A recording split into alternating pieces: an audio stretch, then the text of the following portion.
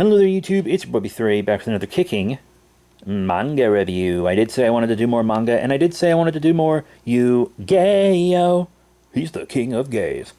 Yeah, so today we are looking at Yu-Gi-Oh! Volume 2, The Cards with Teeth. Yes, very, very fun stuff from Viz Media, Viz Manga. And Shonen Jump, story and art by Kazuki Takahashi. Is he the one that passed away? The one that was Mike Mignola's friend? Very tragic indeed. Anyhow, let's continue into it. So we have Yugi, Jonichi, and Honda in this first story. And remember, Jonichi is Joey from the English anime, and Honda is Tristan from the English anime. They go to a place called Junkie Scorpion to buy these, like, rare tech sneakers. You know, which they're hype beasts, I guess. And the owner sells them at a discounted price, but then they get robbed. And it turns out the owner is hiring gangs to steal the sneakers back and bring them back to him so he can sell them again because they're so rare and valuable. And you remember in the last volume I said everyone in this world except for the gang is like a sociopath or a psychopath? Everyone is crazy. Domino City, I think most of the population is street gangs, some of which are middle schoolers who are big and buff as like men in their 20s, like in their prime. It's insane. And like just this one group of friends are like the only people that aren't insane, like maniacs. But of course, they find these gang members, they confront them, they find out about the shoe scam. And then Yugi, of course, turns into Yami Yugi and goes and confronts him with a shadow game. And the shadow game is this dude, he puts a scorpion in the shoes so that Yugi will be stung and die. And Yugi puts a bunch of coins in the shoes, and he's like, oh, the game is we each take out a coin, we take turns taking out coins, and if the scorpion stings you, you lose. The shadow game. Or if the scorpion doesn't sting anyone, whoever has the least amount of coins loses. And of course, whenever you try to cheat in a shadow game, you basically automatically lose. Like, the mystic forces make you lose. But with this one, the dude stabs the shoe, which is kind of insane because these are hyper valuable shoes, and he stabs it to kill the scorpion and take all the coins. But he misses the scorpion, and the knife forces it up into the part where his hand is, and the dude gets stung. So Jonichi gets the shoes back, but now they have a big-ass hole in the top. And then the next story, The Cards of Teeth Part 1, is not only the titular story of the volume, but also the first appearance of Duel Monsters, the game that would eventually take over the story of Yu-Gi-Oh! And become a real-world game.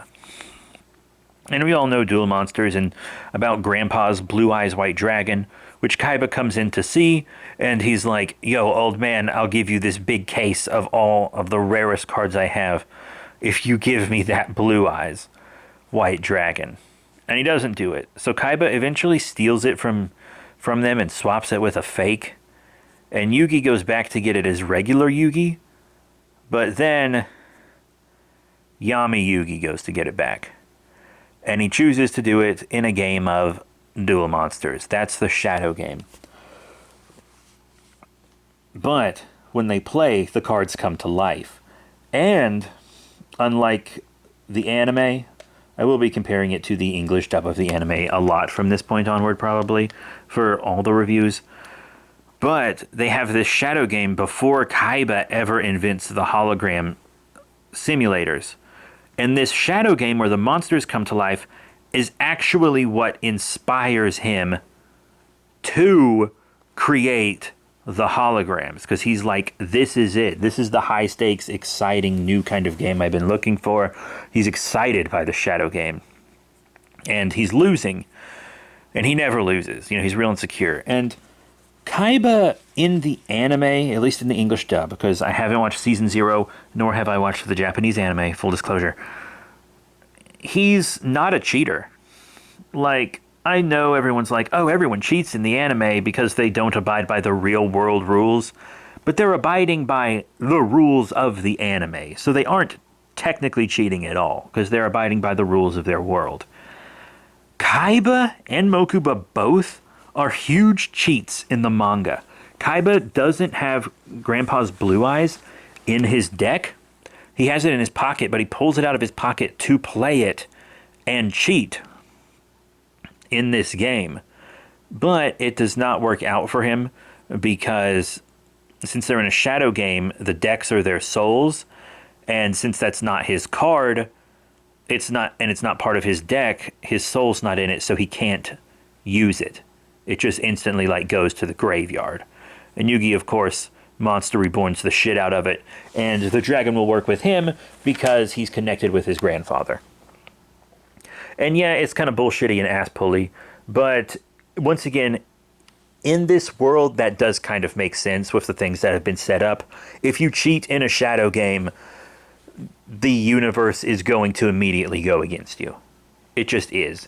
And everybody effing cheats. Kaiba always brags about how he's the best at games, but he cheats at every game. So if you're always cheating, Kaiba, are you the best? No. Your sense of pride is completely false. How do you not have crazy imposter syndrome? It's wild. But then Yugi traps him in a card, albeit temporarily, just to treat him a lesson. But it's like too much. Because remember I said everyone is a psychopath except the main gang, but Yami Yugi is a huge fucking sociopath. He gets nicer and tamer as it goes on. In the first volume, he's almost evil. But in this volume, he's kind of getting a bit more humanity to him. He traps Kaiba's soul in this card where he's like constantly tortured by duel monsters. Something that Kaiba would also recreate with science later to torture Yugi and his grandfather. I mean, holy shit. It's actually pretty insane. We also see that Jonichi is kind of being extorted into joining a gang that he used to be in.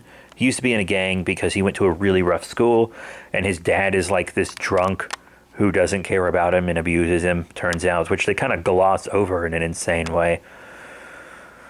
But Junichi hasn't been to school or home in a couple days because this gang is like, if you don't join back up with us, we're going to just absolutely beat the shit out of every single person at your current school.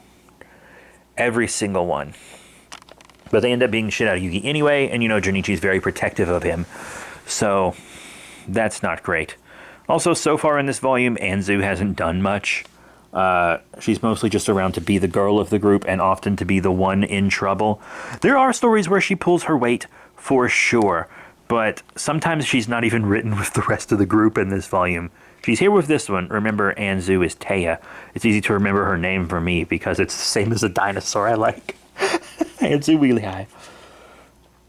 But they are eventually able to defeat this gang, even though the gang is like shocking Jonichi with tasers and stuff, but Yugi's shadow game tricks them into getting wet and also shocking themselves with the tasers.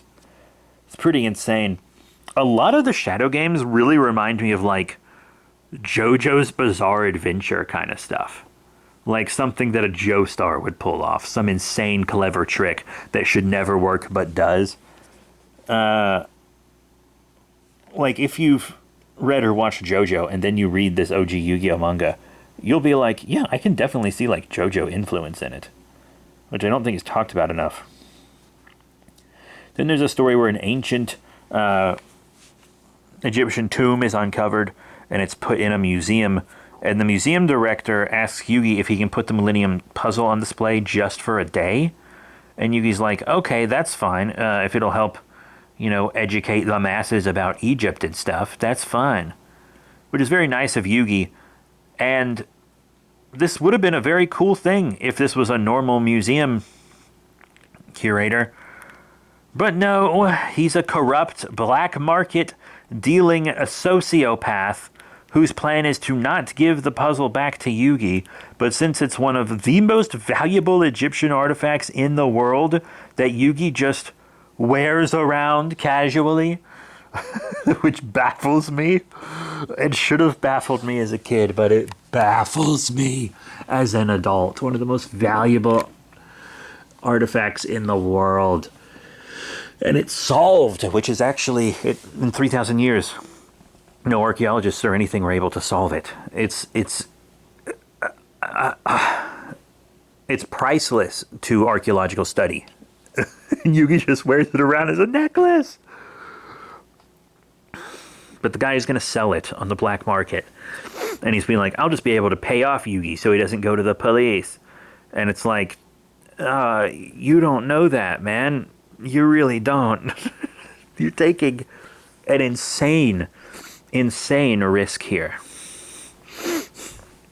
Also, Shadi is there. You know Shadi, he is the Egyptian, one of the protectors of the pharaoh's tomb. And he meets Yugi and he likes Yugi, but Yugi's not wearing the puzzle because it's on display when he meets him. So he doesn't realize that Yugi is this chosen one, you know? And then Shadi goes to confront the museum director before he can sell the Millennium Puzzle. And Shadi has the Millennium Key and the Millennium Scales with him. And he uses the scales to judge the soul of the curator who is selling these artifacts on the black market, keeping them out of the hands of the Egyptians who they actually belong to. So I think it's actually pretty cool that this manga does kind of acknowledge that a lot of museums have just straight up stolen artifacts. But for the most part, that's not true. This guy stole Yugi's artifact, which is an artifact that was stolen from Egypt. That artifact belongs to the Egyptian people and should be returned to them. And I don't remember if it eventually is at the end of Yu-Gi-Oh! I really don't remember. Actually, I think it is in the anime, but I don't know about the manga because I've only read through the original series. I haven't read through Yu-Gi-Oh! Duelist, Yu-Gi-Oh! Millennium World, or Yu-Gi-Oh! R. But they also make a point in this to say that all of the treasures and stuff that were uncovered do actually belong to the Egyptian government. They do own it, and they're just on loan to Japan, and they will eventually go back to Egypt. Which kind of makes a later part a little odd. So these artifacts are owned by the Egyptian government. It is an international crime to sell them if you're not the Egyptian government. And since this guy is doing that, you know, Shadi judges him and takes his soul and feeds it to a crocodile goddess, you know, just normal stuff. Normal punishments for crimes. But then he finds out who Yugi really is and returns the Millennium Puzzle to him after going into his mind and talking with Yami Yugi and exploring the soul with the Millennium Key. And you know, Yami Yugi has the big maze with all the traps, if you've seen the anime. And that happens in the anime, like, after they've defeated Pegasus. It happens way sooner in the manga. Before Duel Monsters has even become the focus, before Duelist Kingdom even happens. But Shadi informs Yugi that there is a second Yugi. Yugi doesn't know that because he blacks out. But eventually he will gain memories of everything that happened when he turned into Yami Yugi. So things continue, and they go to visit this professor and archaeologist that is a friend of Yugi's grandpa, because Yugi's grandpa used to be an archaeologist. Now he owns a game store. And this guy, Shadi, is also going to kill him. And to me, that's a bit weirder. Killing the other guy. Like, I get it, Shadi, whatever. I mean, the dude I don't think deserves to die for stealing the relics and stuff. But I understand Shadi's train of thought. In this one, Shadi is like, I'm going to kill this guy just because he disturbed the tomb. And it's like, yeah, okay. All right, yeah, he disturbed the tomb. Maybe he shouldn't have done it. But he did it with the permission of the Egyptian government. He did it with the permission of the leaders of the Egyptian people. He didn't commit a crime by modern laws, and everything that he uncovered is being used for educational purposes to teach people about ancient Egypt, educate them so that they can admire and find an interest in it and learn as much as possible. He made no money from it. The book makes a point to say that he made like no money from it. That he mostly gets pride. He like barely has enough money to survive. And then when Shadi goes into his mind with the Millennium Key, he finds that this is a man that really cares about education and learning and ancient Egyptian culture. And Shadi is still like, I'm going to kill this man. And it's like, dude, give him a break.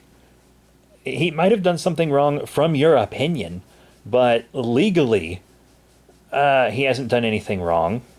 Like, you know, he got permission. He did it, everything he was supposed to. You could argue from the stance of Shadi's religion that this is a horrible, horrible crime. But guess what, Shadi? Not everyone is of your religion. Most of Egypt doesn't even believe in your religion anymore, Shadi. Like, come on. But instead, he uses the Millennium Key to reshape this guy's mind and soul, to make him a zombie that wants to kill Junichi because he thinks that will release the second Yugi, and he wants to confront the second Yugi again. And then the manga ends. Or at least this volume ends. It will continue in Volume 3, Capsule Monster Chess, which I'm really excited for. Because Volume 3 has some of the stories that I read in Weekly Shonen Jump as a kid. So it was really nostalgic for me, and I recognized a lot of it. It was very fun. But that is it for Yu-Gi-Oh! Volume 2, The Cards with Teeth. Thank you all very much for your support. Remember to rate, comment, and subscribe. Check out all the cool links in the description below. And I will see you all next time. Bye for now.